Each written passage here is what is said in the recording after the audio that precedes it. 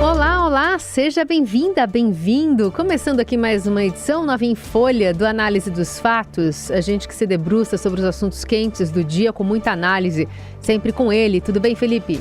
Salve, salve, Carol, equipe da Eldorado FM, melhores ouvintes, sempre um prazer falar com vocês nesse programa que logo em seguida fica disponível nas plataformas de podcast, é só procurar Análise dos Fatos. Carol Ercolim ou Felipe Moura Brasil, você coloca e você acha, compartilha com os amigos e familiares e vamos com tudo. Vamos aos destaques desta terça, 6 de junho. Montadoras refazem tabelas de preço e carro novo mais barato é anunciado por menos de R$60 mil após anúncio do governo. Empresa de aliado do presidente da Câmara, alvo da PF, recebeu orçamento secreto indicado por Arthur Lira. E ainda, CPI dos atos golpistas apresenta plano de trabalho. Aliados do ex-presidente Bolsonaro serão os primeiros ouvidos. O que acontece no Brasil e no mundo. Análise dos fatos. A gente vai direto para Brasília para falar sobre o presidente da Câmara Federal, que indicou 33 milhões do orçamento secreto para kits de robótica investigados pela Polícia Federal. A operação é do repórter Daniel Vetterman, que está conosco por aqui. Boa tarde, Daniel. Boa tarde, Carol. Boa tarde, Felipe. O Estadão identificou 33 milhões em indicações do presidente da Câmara, Arthur Lira, usando o orçamento secreto para a compra de kits de robótica em municípios de Alagoas. A Polícia Federal investiga essas compras e aponta superfaturamento e também desvios de recurso público. Isso porque apenas uma empresa foi selecionada para fornecer esse produto, uma empresa que não fornece diretamente os equipamentos, mas que comprou de outro fornecedor em São Paulo. E o que a reportagem identifica agora é que pelo menos 33 milhões de todos os recursos que estão sendo investigados pelos órgãos de controle saíram de indicação direta do presidente da Câmara, Arthur Lira, durante o ano de 2021. Até o momento, o governo já desembolsou, ou seja, pagou um montante de 17 milhões de recursos para municípios que selecionaram essa empresa. O presidente da Câmara não é citado nem investigado na operação da PF. A Polícia Federal mira, porém, um ex-assessor e braço direito dele, Luciano Cavalcante, que foi exonerado após a investigação. Obrigada, Daniel, que segue lá em Brasília acompanhando este caso. Em meio à forte pressão política e sob holofotes ainda não tão favoráveis, o presidente da Câmara enfrenta julgamento na tarde desta terça sobre suposta corrupção passiva no bojo da Operação Lava Jato. A primeira turma do Supremo põe em pauta um recurso do parlamentar em inquérito que investigou a propina de R$106 mil, supostamente paga pelo ex-presidente da Companhia Brasileira de Transportes Urbanos, Francisco Colombo. Muito bem, são dois casos diferentes, começando por esse último, eu já comentei aqui no Análise dos Fatos. É aquele pedido de vista que o Dias Toffoli, ministro do STF, fez em novembro de 2020, quando o julgamento já tinha começado a respeito dessa denúncia, quer dizer, é a avaliação para ver se o STF vai aceitar a denúncia, transformar em ação penal e o Lira virar réu. Então o Toffoli pediu vista quando já havia votos contrários ali do Fachin, do Barroso, contrários ao Lira, né? Mas a favor do recebimento da denúncia. O Toffoli, 30 meses depois, ficou 30 meses com um processo sentado em cima dele, engavetado. E ele liberou para julgamento justamente no dia em que o Lira falou da insatisfação generalizada do Congresso com o governo Lula. O que ficou parecendo ali uma maneira de você fazer uma pressão ali em cima do Lira. É claro que sempre há essa suspeita, dada a promiscuidade entre os poderes, que Toffoli foi indicado pelo próprio Lula, e o Lula se reuniu com o Lira ontem, convocou líderes partidários logo em seguida. Pode ser que tenha feito ali um acordão, que tudo já esteja resolvido, e o Lira vai ter, eventualmente, a sua barra aliviada. Vamos ver como é que vai ser o voto, tanto do Toffoli quanto de outros ministros, mas pode ter algum tipo de indicação política aí nesse julgamento. Mais à frente a gente comenta. Agora, voltando à notícia do dia do Estadão. Ela ilustra tudo aquilo que eu expliquei ao longo dos últimos anos sobre o orçamento secreto desde que ele veio à tona. Quer dizer, você tem parlamentares ali liberando verba para determinadas prefeituras, geralmente de familiares ou de aliados deles, que aí passam esse dinheiro para empresas fazerem determinado tipo de serviço ou fornecerem determinado tipo de material, e as empresas também são de aliados. E aí o dinheiro vai escoando aí pelos bolsos de muita gente sem a gente saber, porque os órgãos de fiscalização e controle não estavam atuando, não têm atuado com o devido rigor, né? Essa operação também veio à tona no dia seguinte que o Lira mostrou a insatisfação. Então eu questionei se a política move a justiça no Brasil. E esse caso foi revelado há 14 meses. Então havia ali já uma investigação, evidentemente, mas é uma coincidência muito grande que a operação tenha vindo no dia seguinte. Então vamos explicar aqui, enfatizar rapidamente. O Lira indicou 33 milhões de reais do orçamento secreto, do Fundo Nacional de Desenvolvimento da Educação, quer dizer, o fundo ali do Ministério da Educação, que foi instrumentalizado politicamente no governo Bolsonaro pelo Centrão. Bolsonaro, no toma lá da cá, entregou a chave do cofre do FNDE para o Centrão. E esse dinheiro seria parcialmente liberado pelo governo federal, como o repórter explicou, para municípios de Alagoas, para que cada um comprasse kits de robótica de uma empresa alagoana. E a empresa, claro, pertence a uma família aliada do Lira. O dono da Megalic é Edmundo Catunda, pai do vereador de Maceió, João Catunda. E aí você tem aí os 17 milhões de reais que o Estadão localizou, porque o restante ainda está para ser quitado, etc. E são 5,8 milhões para Canapi, 9,2 milhões para a União dos Palmares, quer dizer, municípios a 200 quilômetros de distância um do outro, mas os dois contrataram a Megalic. E essa empresa nunca forneceu os kits diretamente, ela comprava cada unidade um fornecedor no interior de São Paulo por um valor aparentemente bem abaixo do preço de venda para o poder público. Ainda há uma contestação aí sobre esses números, mas a primeira informação era de que a Megalic comprava R$ 2.700 cada kit e vendia poder público por R$ 14 mil, quer dizer, 420% de diferença. E aí a PF suspeita que a empresa, tirando esses gastos com as compras e ficando com uma ampla margem de lucro, depositava o restante do dinheiro que recebia das prefeituras em um monte de contas bancárias em nome de pessoas que não têm capacidade financeira para movimentar esses valores. E aí em seguida operadores faziam saques em dinheiro e entregavam a investigados. E essa turma é ligada ao Arthur Lira, que está dizendo que não tem nada com isso. Quer dizer, o Brasil tem a tradição de os chefes acabarem impunes.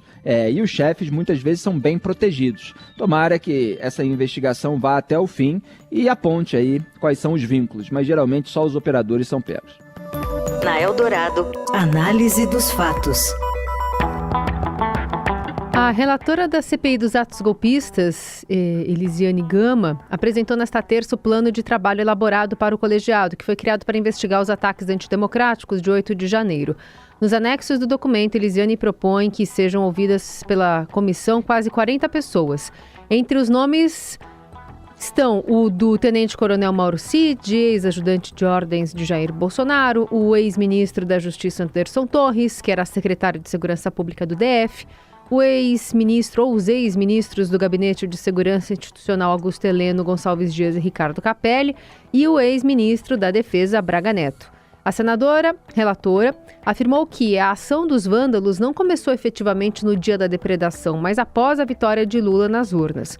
Conforme relembrou, foram disseminadas nas redes sociais teses que contestavam o resultado. Houve também atos de vandalismo em Brasília praticados por apoiadores do então presidente Jair Bolsonaro, derrotado por Lula. O dia das depredações não começou à meia-noite do dia 8 de janeiro de 2023, mas muito antes, em uma sucessão de eventos de, para dizer o mínimo, exaltação de ânimos. Pairava entre os vândalos um sentimento de negação dos resultados da eleição presidencial, proclamados pela Justiça Eleitoral em 30 de outubro do ano anterior. As notícias disseminadas nas redes sociais pela parcela da sociedade, que não aceitava a vitória do então presidente eleito Luiz Inácio Lula da Silva, tinha o intento de construir a realidade a partir de sua perspectiva particular, semeando crenças e sentimentos conspiratórios de todas as ordens. Olha, a Elisiane Gama, ela está certa nessa declaração, quer dizer, a gente viu os incêndios, a tentativa de invasão ali de uma superintendência da PF, no dia 12 de dezembro de 2022, o dia da diplomação do Lula, depois você teve aquela tentativa de explodir um caminhão-tanque nos arredores do aeroporto aeroporto de Brasília no dia 24 ali de dezembro, na véspera do Natal. Houve vários atos anteriores ao 8 de janeiro especificamente. Agora essa CPI vai ser justamente assim como foi a corrida eleitoral, principalmente no segundo turno, entre Lula e Bolsonaro. Quer dizer, um lado vai dizer verdade sobre o outro e provavelmente vai mentir sobre si próprio, quer dizer, sobre o próprio lado. É claro que você teve atos bolsonaristas, eram bolsonaristas, papo de infiltrado é papo pra gente da bolha, né? As pessoas foram identificadas, a gente viu o histórico nas redes sociais, etc. Só que o governo federal, o governo Lula, também tem responsabilidade, principalmente ali no órgão chamado Gabinete de Segurança Institucional. Como o nome diz, tem que cuidar da segurança e não cuidou da segurança. Quer dizer, os prédios acabaram sendo invadidos e depois houve ali a tentativa de esconder aquelas imagens que acabaram reveladas e também há recentemente divulgado uma suspeita de falsificação, suspeita para dizer o mínimo, né? Embora tenha sido divulgado já como uma falsificação, de que a alegação é de que o Gabinete de Segurança Institucional, então comandado pelo general Gonçalves Dias, esse que tem uma situação mais delicada na parte do lulismo, adulterou o primeiro relatório de inteligência enviado ao Congresso e tinha retirado ali do documento os registros de que o próprio general havia sido informado dos crescentes riscos de tumulto. Depois, a ABIN, a Agência Brasileira de Inteligência, chegou a admitir que há divergências entre dois relatórios e tal, mas falou ali em erro material. É preciso verificar se houve um erro, se houve de fato uma falsificação para omitir a responsabilidade do Gonçalves Dias. E o bolsonarismo também vai mirar no ministro da Justiça e Segurança Pública, Flávio Dino, já que ele foi alertado pela Polícia Federal sobre os riscos crescentes ali de uma maneira muito detalhada naquele relatório que chegou a ele no dia 7, na véspera, portanto, dos atos, e ele pouco fez para impedir, não conseguiu impedir absolutamente nada. Então vai ter muita fumaça aí, mas para mostrar sujeira dos dois lados, né? Vamos ver se surge alguma liderança capaz de apontar com pragmatismo, objetividade, sem esse corporativismo ideológico e político, o que de errado cada lado fez, as responsabilidades e quem sabe o Brasil passa a ter opções eleitorais fora desse eixo lulista e bolsonarista. Análise dos fatos.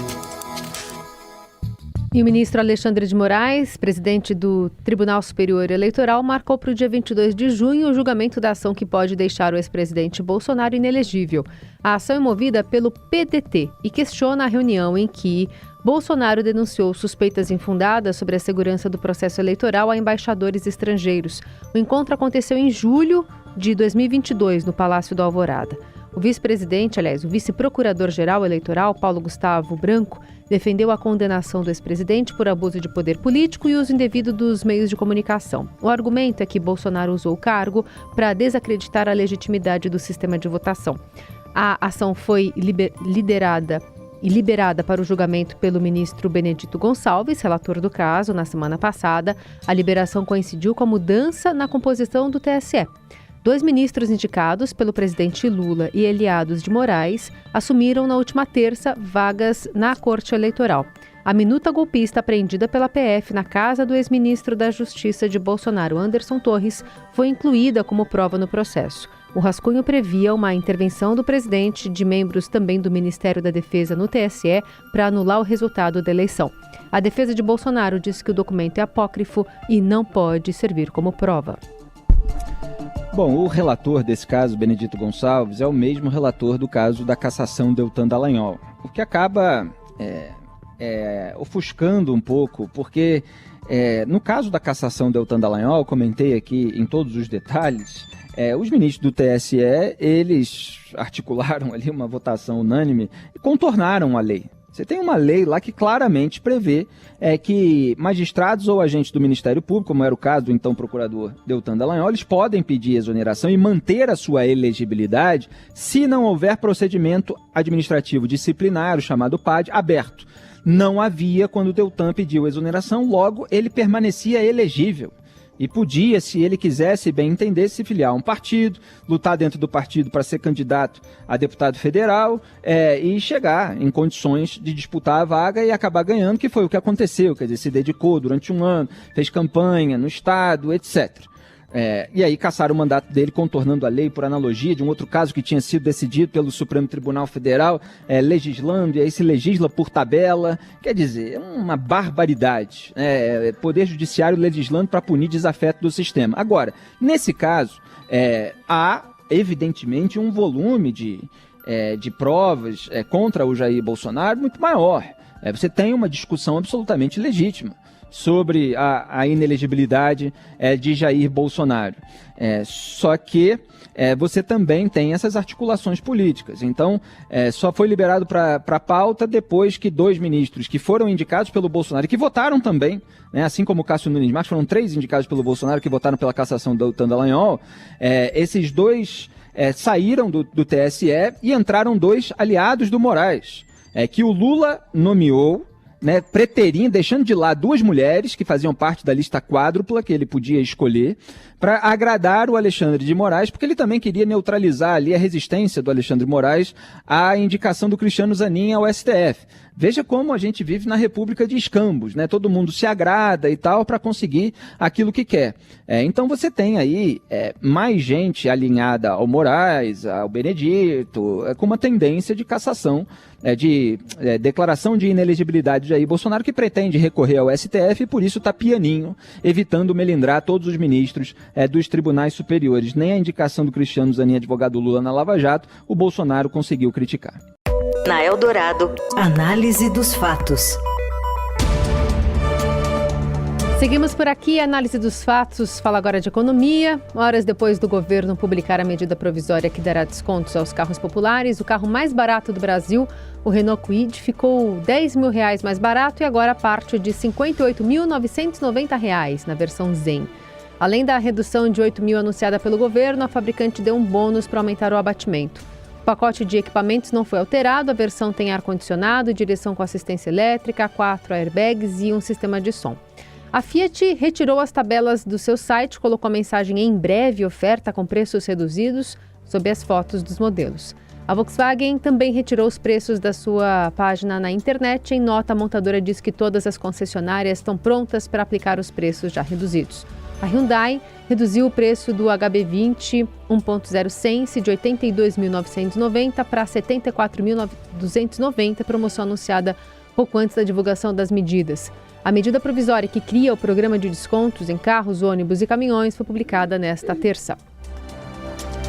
O mais barato é quase R$60 mil, quer dizer, não é um programa, evidentemente, para a população de baixa renda que o Lula diz representar. Ele está atendendo aí a uma classe média que tem 60 mil pelo menos. Você veja que os outros descontos são para carros de 80 mil, de 120 mil, aí fica 113 mil, você tem de tudo aí. Um desconto de 2 a 8 mil reais, que é para a classe média conseguir comprar um carro aí numa promoção um pouco mais barato. Que tudo isso que vai contra, né? A política fiscal do governo, que deveria estar aí buscando caixa, arrecadação, para compensar aquele crescimento previsto nos gastos públicos de 0,6% a 2,5% acima da inflação a cada ano, como foi aprovado no texto do arcabouço fiscal. Então são sinais diferentes.